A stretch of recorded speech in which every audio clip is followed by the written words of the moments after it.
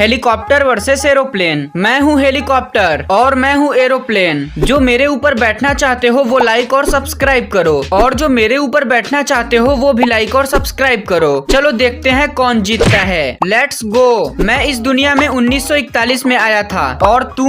अरे मैं तो 1906 में ही आ गया था। मैं 300 किलोमीटर प्रति घंटे की स्पीड से चल सकता हूँ, और तू? अरे मैं तो 900 किलोमीटर प्रति घंटे की स्पीड से चल सकता हूँ। मैं 8 किलोमीटर की ऊंचाई तक उड़ सकता हूँ, लेकिन मैं 10 किलोमीटर तक की ऊंचाई तक उड़ सकता हूँ। मेरे ऊपर एक बार में 4 से 6 लोग जा सकते हैं, लेकिन मेरे ऊपर एक बार में 200 से भी ज्यादा लोग बैठ सकते हैं। वैसे आपको क्या पसंद है कमेंट करो। बाकी